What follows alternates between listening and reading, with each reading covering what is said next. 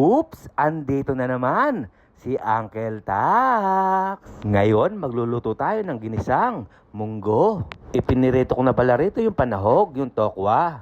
At nagisa na rin pala ako ng bawang at sibuyas. Maglalagay na rin ako rito ng kamatis. At ito ay aking titimplahan na. Maglalagay na rin pala tayo rito ng pamintang durog, patis, at kaunting betchin.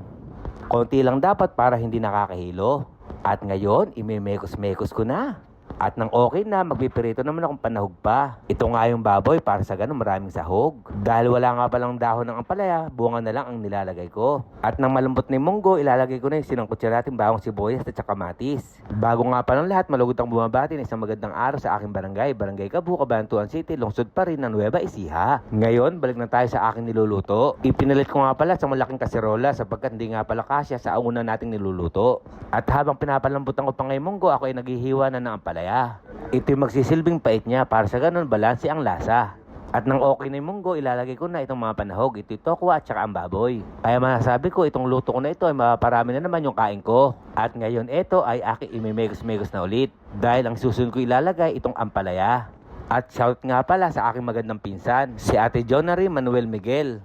From Barangay Santor, Bungabon, Nueva Ecija. Ingat ka dyan, ate.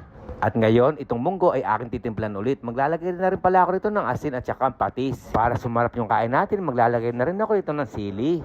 Kaya mga kababayan ko rito, gayahin nyo na yung luto ko. Masarap ito, kalasa. At ngayon, ito ay aking titikman na. Kung pasado sa akin.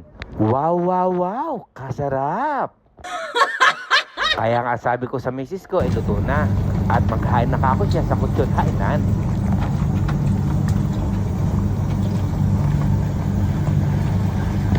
Kaya hanggang dito na lang. Ito yung Uncle Tax. Ingat!